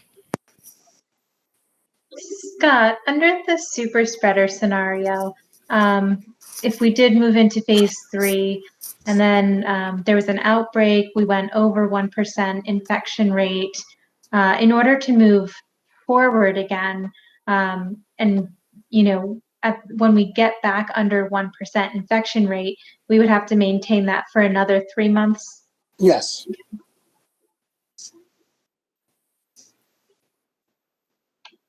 Scott, where did you get the 3-month number from? That's honestly just a guesstimate. I'll be completely honest. There's no, that's what we're comfortable with based on how we moved along in the last 6 months. Okay. I wish I had somebody that could say, hey, it would be better to do it this way, but Yeah, no, I get that. it's it is, you know, I was really hesitant to do this document because of it, but you know, that to me was, I had originally said 6 months and I was told to bring it down to 3 months. So, or, you know, this is looking at it with my leadership and seeing what we're comfortable with. Scott, does that mean that each phase, part 1, part 2, would be a minimum of 3 months? I mean, again, none of these are set in stone, so we could make the decision that, you know, we meet, you know, we meet and we discuss, all right, you know, the infection rate went over 1% for 3 weeks, but now it's been a month where it's down and we just changed these standards. Yeah, I mean, when the governor was doing the phased reopenings, he and Zucker were using the 2-week as a measure. Basically, if you get infected, it's typically if you're in a hospital or you're showing signs or something, it's going to come out in the following 2 weeks. So, you know, 2 to 4 weeks, typically, you know what happened 2 weeks prior. Sure.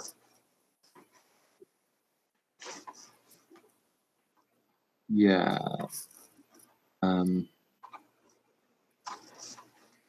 Yeah, no, okay. I don't have any further thoughts, I guess.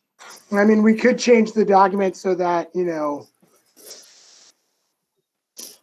I could reduce the 3-month period. I'm not sure I would want to reduce the 3-month period right now. It may be, again, if we go back a phase, then it's 2, you know, let's get there first. This is why you don't get this information until day of, because I work on this all the way up to the meeting and I want the most prevalent information. So the board could also choose not to update the COSP and we stay where we're at, and I work on this and represent it at our next board meeting.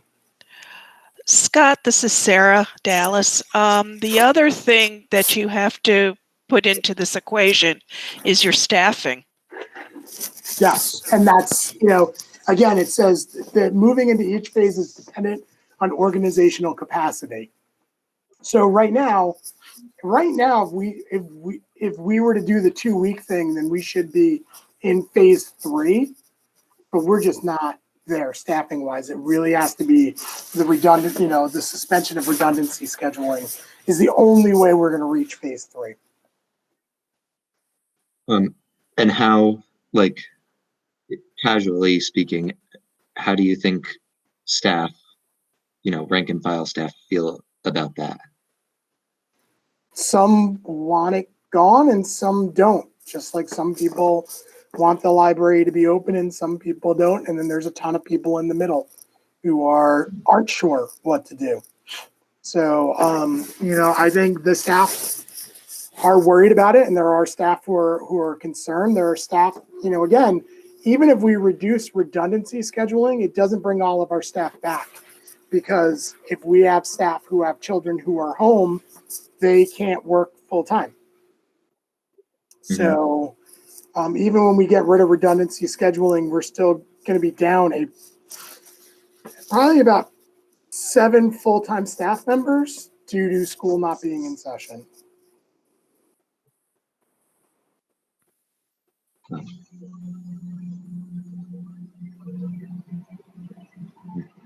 Well, I really like this document and I think it adds a dimension to the Nation of Service Plan, and that is very helpful. So thank you for putting it together.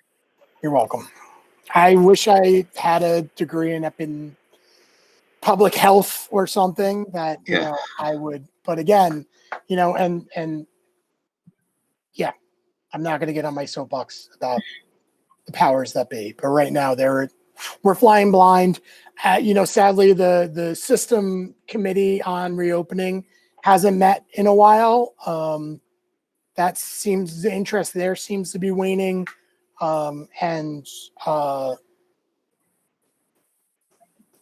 State Library is working on digital inclusion and the digital divide right now, which are all important topics, but are providing us no guidance in how to move forward.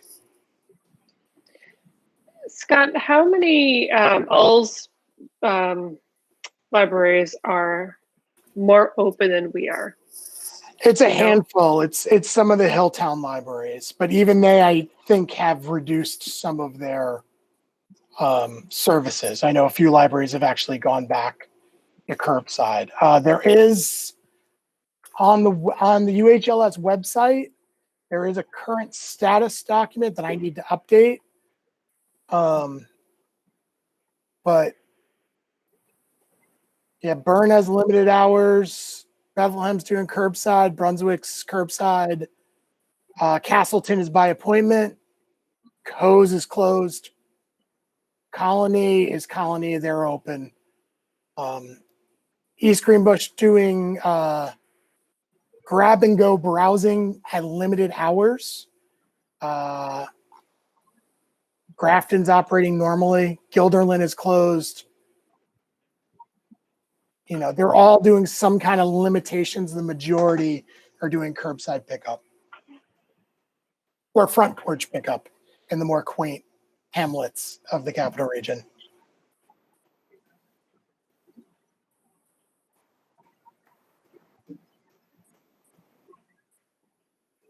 So Scott, I thank you so much for all of this. I'm just a little confused, or like maybe looking for some clarification. It seems like we're down staff and we have a hiring freeze, and yet to get to phase 3, we need more staff.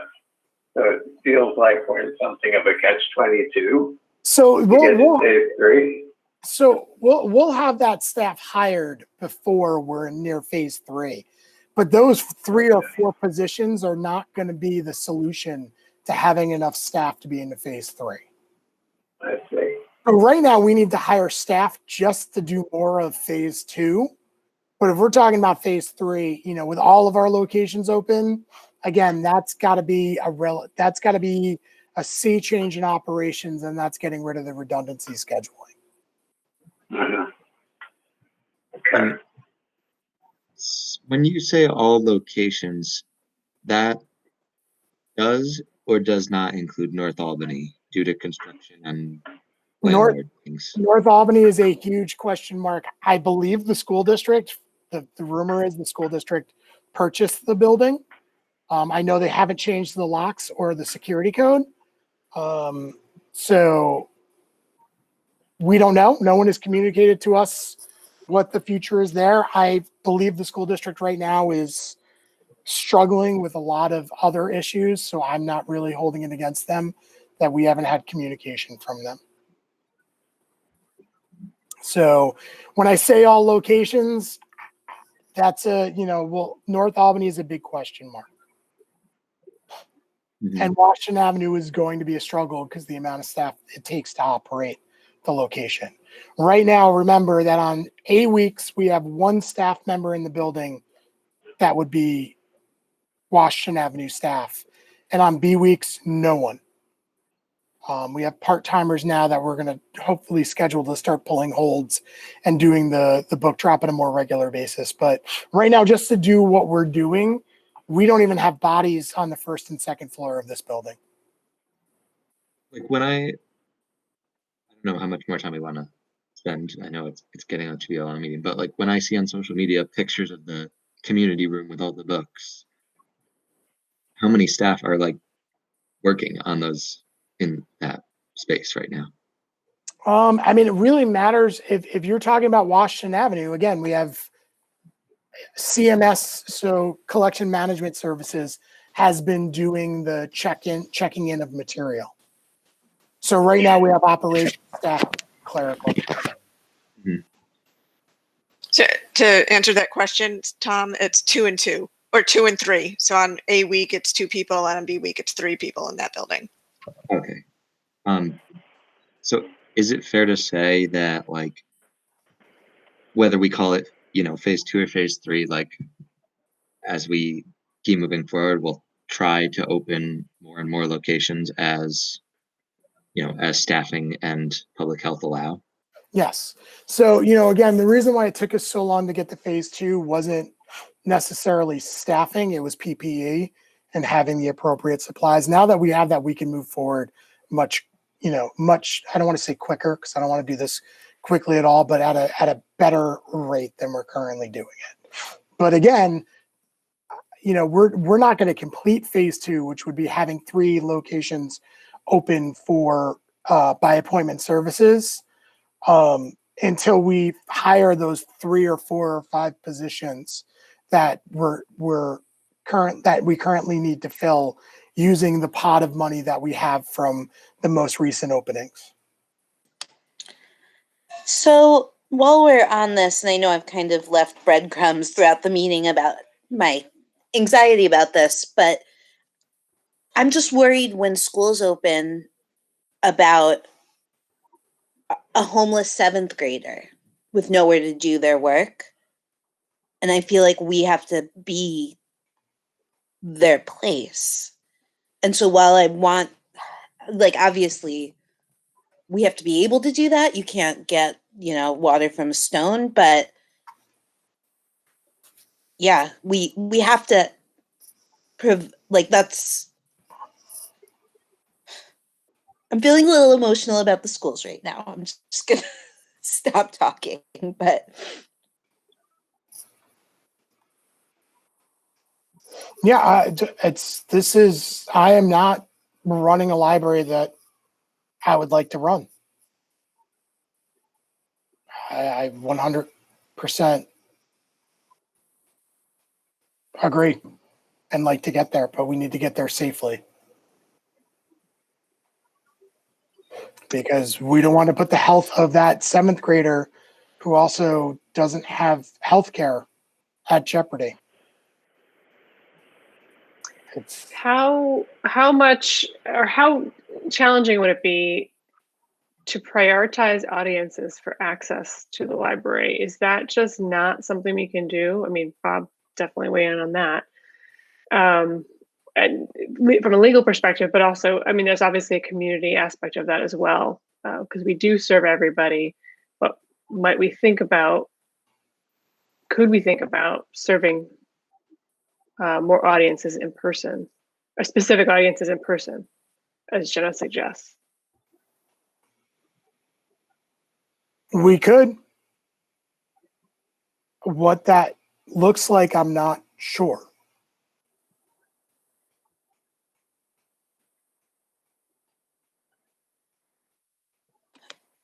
we at Skidmore have allowed basically reservation booking for study rooms that have doors that close, which kind of changes the equation for safety.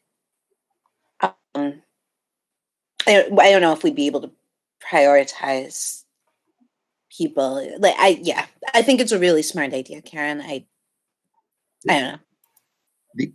The other thing that's been on my mind in this space, and that I've seen some other institutions implement successfully, is outdoor tents with tables and Wi-Fi access. It's going to get cold soon, so you'd have to heat them, and I don't know what that costs or what the logistics are. But I would encourage us to consider that at some of our locations that have the parking lot space to do that. I think people would use it, and I think it would be a bare bones way of getting people some space where they can feel safe and do their work. So if I may speak to this a little bit, because this has been obviously in my purview, overseeing the IT department. When this whole pause started, we have, I believe it's 60 Wi-Fi hotspots that we currently loan out. We had an extra stash of, I believe, an extra 30 to 40 that we had on reserve should one break, should one get lost, and we have to turn it off. So we could always keep those 60 in service. When that happened, when the pause happened, we talked to T-Mobile, who was our provider for that, and they turned them all on. And at that point, there was a small, I think, private school who contacted us for their scholarship students who they knew wouldn't be able to get Wi-Fi access at home, and they took 10 of the units for that. And we contacted the school district. School district never replied back to us. And then about 2 weeks after the pause started, T-Mobile reached out to us and said, well, the school district is trying to get the Wi-Fi devices and they're looking for over 600. And they were looking for us to provide them. And I'm like, we have the budget that we could cobble together, almost 100, but not 600 because you're paying per device. I think we're just, we're working, you'll see later on in the agenda here, we're working with the Albany Housing Authority to kind of expand the Wi-Fi, what we can do with that. We've hit kind of the societal wall to show that, we've tried having this conversation with the city and with other aspects of the municipality to consider citywide broadband. Other cities have done it. It's very well established. Those cities aren't having this issue, and we are. And as much as we, as the library, have been that safety net with that in the past, we don't have the capacity or the budget to do it on the level it's needed. I mean, how do if there's 600 kids that need it and I can get 100 in our buildings at a time, what do I tell those other 500 students? So, I mean, even if we did those things that you're saying, it's such a small Band-Aid for, and that's students. That's not even talking about all the individuals the adults who need access for work-related or for job hunting-related issues. This is I wish there was something we could do, but this is such a huge issue. It's way beyond what the library could even fathom of solving. And like I said, it would be like us sticking our finger in the dam. Anything we could do at this point. So the issue with having tents, and then, I think that's a great idea. We talked about it for doing tents for spring programming in the finance committee when we were talking about spending. That is definitely a plan. I don't know if it can be a plan for this winter because, again, organizational capacity. We would not be able to do that at every location. We wouldn't have enough staff, enough wouldn't have enough Chromebooks. But that's definitely something that we'll work towards. I just can't promise you that in the next 1 or 2 board meetings. But I could tell you every day we're working really hard to figure out new and different things that we can safely do for everyone. There might be a silver lining with all of this. I was Debbie Downer before, and I'm going to give hope this time.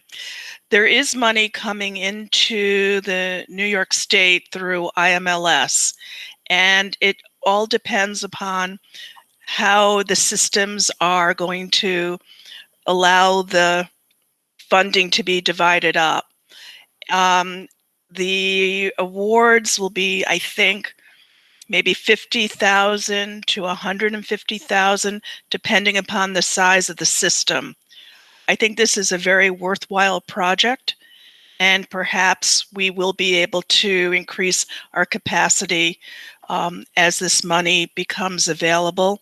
And I think we're going to see more guidelines as the month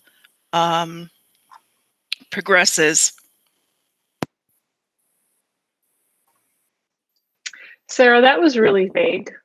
I don't really know what you said. So there's money that's coming from the feds to the systems, and it might be 50 and 100,000. Yeah, there's, I think, $1.4 million that have been allocated to New York State libraries. And the money will be distributed through the New York State Library, and that's how it usually is done. And the money is going to be divided among all of the public library systems in the state, depending upon size, because the state has a formula for everything.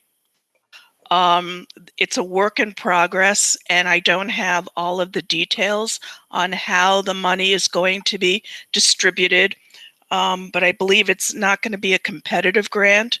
It'll be done the way some of the other federal money is allocated to the public library systems. The reason I'm vague is because the guidelines haven't been set yet. But what I wanted to say is that there is some money coming in just for these kind of projects.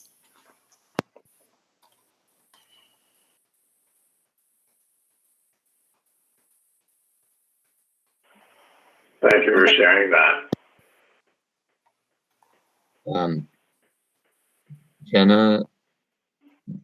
Jenna brings up a good point that because we have such scarce resources right now, we might want to think about how to direct our resources to the people who need them the most.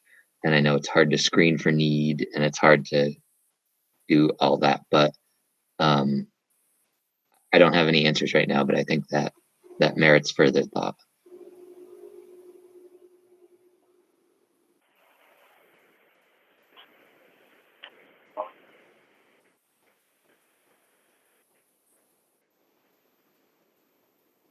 I'm just continuing a pause here in case anybody thinks of anything else they want to say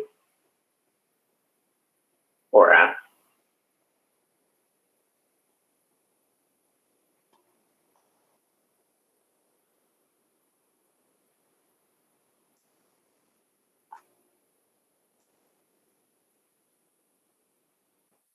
I just like to make a comment.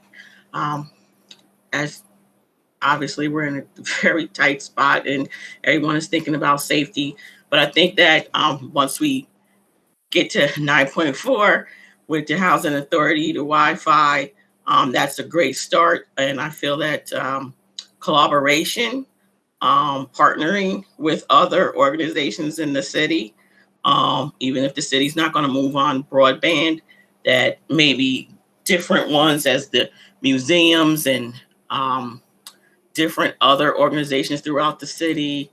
I know I discussed something with Scott early today with Timbrook Mansion. They're looking for involvement. They want to get involved with community involvement. They want their community to be involved and take advantage of what they have to offer. So I would just say that as moving forward, collaboration with other organizations, when the monies are getting scarce, everything is tightening up, that would probably be the best avenue to take to try to get as many people, a little bit goes a long way, and everybody's trying to vie for the same resources. But if we pull together throughout the city, maybe that may be an option.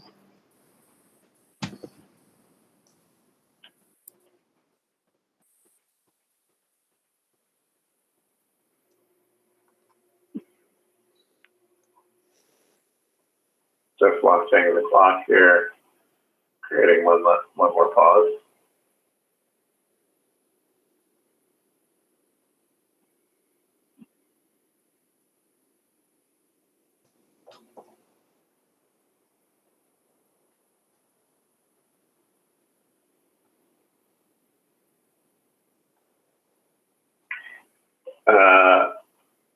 I just want to thank everyone for the rich discussion and for Scott and the administration for putting this report together. It's and everybody's thought and questioning, I think, is very useful to the organization.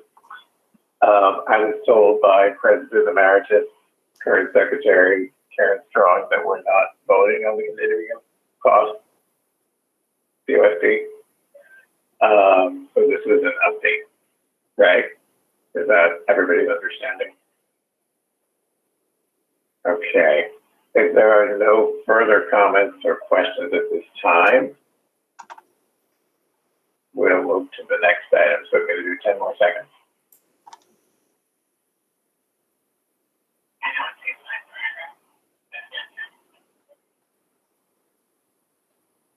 Okay, great. So thanks so much for that. We're going to move on to the cycle user agreement, and it's a renewal of the cycle program using our basement. So, this attaches to the user agreement with CDTA for the space in the basement used by Cycle or by the Cycle program. The original agreement is initially approved by the board June of 2017 and then amended in April 2018 to include additional space. CDTA will pay $19,000 change per year, 12 monthly payments of $1,600. This will be reflected in the treasurer's report under other revenue rental income. Cycle will occupy 3,976 square feet in the basement and have access to the building when necessary. The term of this agreement will be April 1st, 2020, the commencement date, and then end on March 31st, 2021. There's been no significant changes to the agreement. We're just extending it for another year, so that gives us 6 months to negotiate a future agreement. So really, it's a 12-month agreement, but it's really a 6-month agreement, and it just buys us time to negotiate possibly better terms for the library moving forward.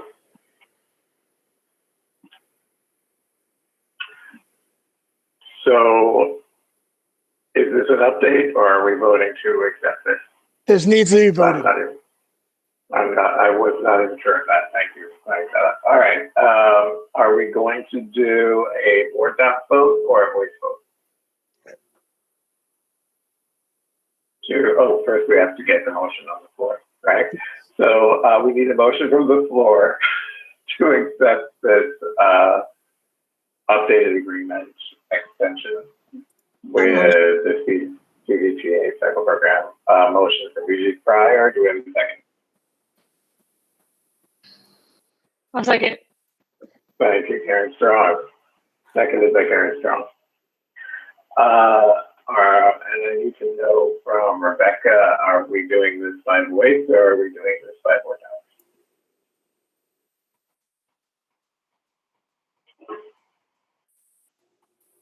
It's up on board docs right now. You should receive the pop-up box with the vote. Oh, is that? Okay, sorry. I was jumping the gun there. Great.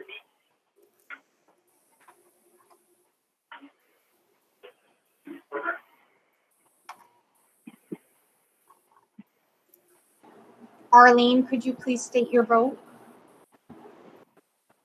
Aye.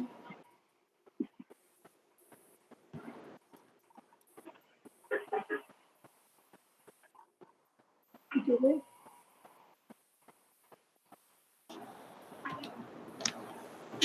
Yes.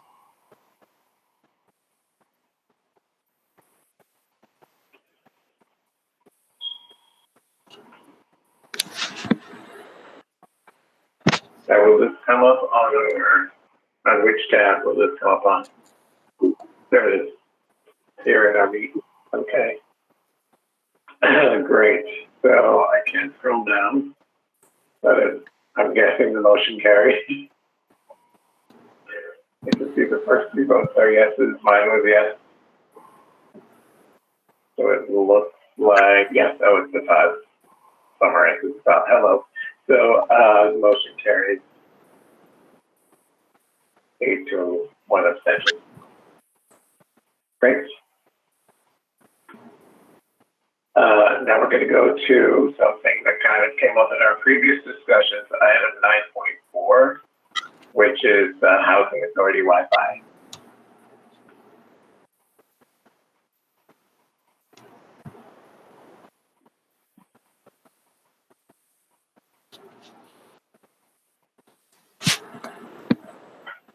Do you want me to speak of this, Scott? Yes, please. Okay. So the Albany Housing Authority has reached out to us because they were in receipt of grant money to help with obviously issues arising from the COVID pandemic. So they reached out to us and said, hey, you guys have been doing the Wi-Fi in the parks. We'd like to expand it to 4 of our locations throughout the city. The initial idea is to put them in their courtyard areas. That way they would be expanding to the outside. So more than just their residents could access it, but some members of the public who visit around the area could use it as well. But they have essentially, their board voted on it and approved the project. So the money is all there ready to go. This is just a agreement with them because as we did the park Wi-Fi, we realized we didn't have a real official agreement with the city and ran into problems for that. So we learned from our mistakes. And so now we have the, you'll see that the request, which is what you'll see the memorandum is ahead of you is the June 3rd request that we made to them, which was approved by their board.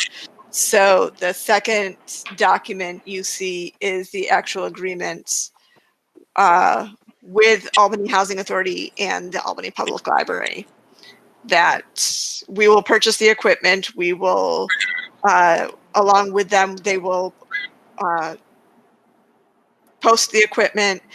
We'll be able to monitor it and have access to it should it need any maintenance. They'll pay for the electricity, and through the grant, the funding for the service will be paid for as well. This is a pilot program. This is 6 months. We're going to see how well it gets used in the next 6 months.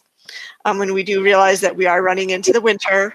So there is a discussion with the Housing Authority. Will we put this in a community center area rather than posted outside, or will we do a combination of both in order to maximize the usage of it? But this is for 6 months. After 6 months, we'll evaluate the project.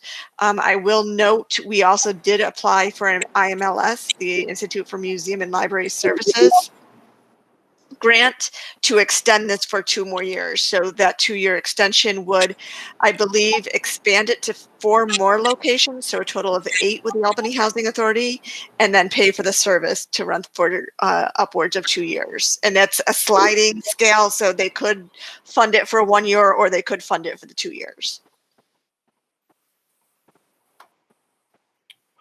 But this is an option that we have right now to kind of expand our Wi-Fi services outside of library property. Very cool. Thanks for the summary. And are we going to be taking a vote to approve this from our board? Yes, our board will need to vote. So I'm going to ask for a motion and a second, and then we're going to have discussion and questions. Okay. So I'd like to get a motion to accept the Housing Authority Wi-Fi agreement from the floor. So moved, Sarah Dallas. Sarah Dallas, thank you. Second. I second Arlene Way. Thank you, Arlene Way. And now we have discussion and question session. This is Sarah. I'm assuming that Bob has reviewed the document. Yes, he has. Yes, he has. And he's made changes, and both he and the legal representation of the Housing Authority, this is the final. Great, and the date will be filled in on the day it's signed, I guess. Melanie, just to clarify, did you say you're gonna coordinate with the Housing Authority and decide later whether it's gonna go for an indoor space or an outdoor space? We're in discussions because we were hoping that all of this would get hashed out. Unfortunately, during this process, Steve Longo from the Housing Authority retired. So the project kind of got a little bit suspended.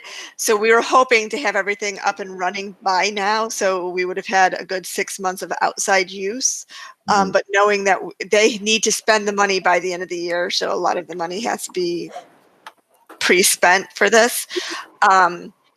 So there's going to be discussion whether they have to spend the money so they can provide us with a check, and then we could, since there's no term limit on when we need to spend the money, would we install these outside and start the project in the spring is a consideration, or do we want to get it up and running now? So that's why we would go back and forth and see what the best route would be to place them inside or outside, or a combination of both, like we said. Mm-hmm. Well, I'll just throw my 2 cents. Obviously, you both need to figure out what's going to be best for the sites and the organizations. But given the situation that so many school children are in, having to learn from home, the sooner we can get that in to serve more kids, the better. Mm-hmm. That's the latest discussion we had, was if we put them in the community areas, the community room areas, then the kids, who live within those units could go to the community center or community rooms in those buildings and utilize the space. The problem that we're running into, because normally like with our buildings, the Wi-Fi units are inside the buildings, but the signal expands outside the buildings. Unfortunately, these buildings are so much older, the ones that they've identified, that the structure of the building is going to impede the Wi-Fi. They're more concrete and steel buildings, which would impede the Wi-Fi signal, unfortunately.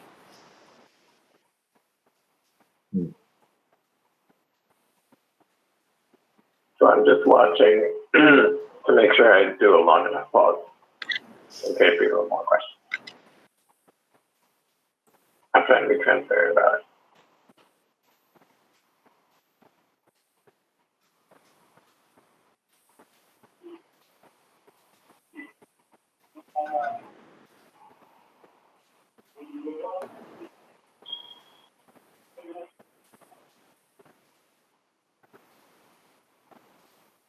So hearing no further questions or comments about this, I suggest that we move to a vote on the motion to accept the agreement without Albany Housing Authority to install Wi-Fi in partnership.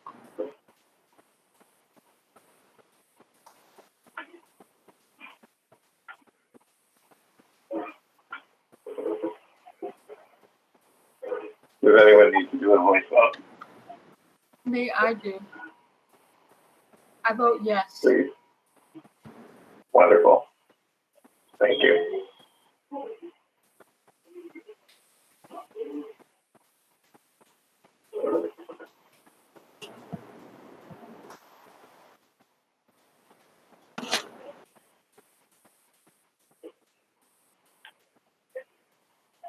Oops, I saw the summary down there at the bottom. It looks like the motion carries unanimously. That's wonderful. And I'm sure we'll follow up on this and make sure we understand how that's being rolled out. Great. The next item is the budget modification in 9.5 that we've heard about in committee reports from the Finance Committee.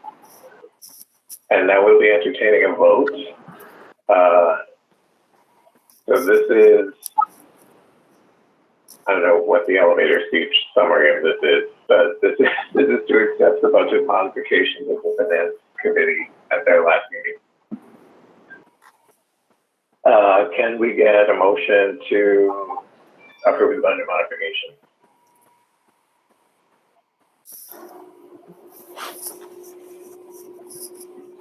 You only need a second, Matthew. The Finance Committee. Oh, right. I forgot. Yeah. I'm supposed to know that. Yes, Finance Committee has already moved this. Thank you, Finance Committee Chair. And so we'll need a second.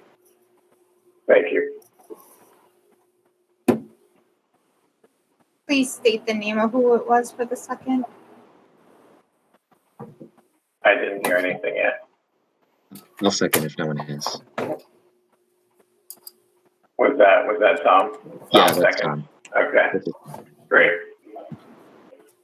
Oh, All Tom, right, but you're on Finance? Oh, I this am, is right. Sarah Okay, Dallas. Finance. This is Sarah Dallas. I second it. We got one from outside finance. Thanks, folks. Thanks, Sarah. Thanks, sorry. Sarah D. Before we move to a vote, are there any further questions about this motion and this budget? Can I make a comment? Sorry. I just need to make a comment real quick. Just for the voting purposes, I will reflect it correctly in the minutes. I did have to put Matthew Finn as the first, but I will indicate on the minutes that it was the Finance Committee that did the first, and the second was by Sarah Dallas. It's just needed in order to open the online voting. Oh, great. Yes. That was weird seeing my name in there. Okay, thank you. 5 more seconds. Okay, hearing no further questions or comments, we will be entertaining the vote to accept the budget law from the Finance Committee.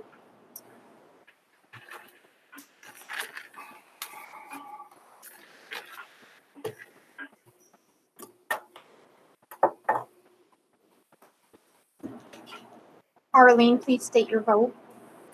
I vote yes.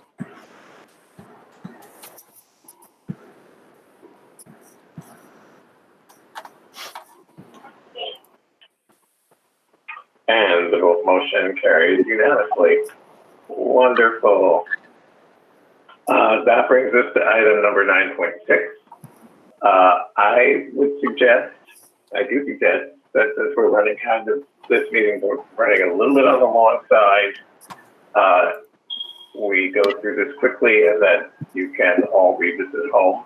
You will all have access to this through board docs, unless anyone is really champing at the bit to talk about how the board evaluation went.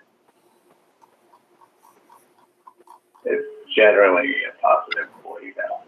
And Rebecca, if you want to scroll down in a minute to those comments at the end, that'd be great. Thank you.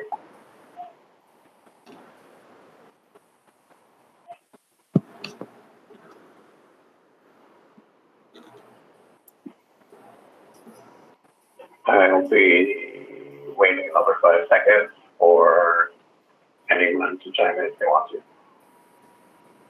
I'm waiting a short time because this is a short time. Okay. One last call. Does anybody want to say anything about this? Okay, great. Thank you. And thank you for doing the evaluation and taking it seriously. I really appreciate it. Thank you. I know that Karen had done the Google Docs version, which we continue to use. It's very helpful. We'll be doing that in the next couple of months. Moving down the agenda items, we go to 10 and 10.1 is public comment. Did we receive any public comments? No public comment. Okay, I think everybody's watching the school board meeting most likely. I'll be dialing in right after. Since we have no public comment and we have no need to move to an executive session, unless I'm not aware of something, but I don't think we do. It is time now to get a motion from the board to adjourn the meeting. So moved, Sarah Dallas. Sarah Dallas, second. A second. Brigitte Pryor, second. Any discussion? So we will entertain the vote. Any voice votes? Arlene, please state your vote. Yes.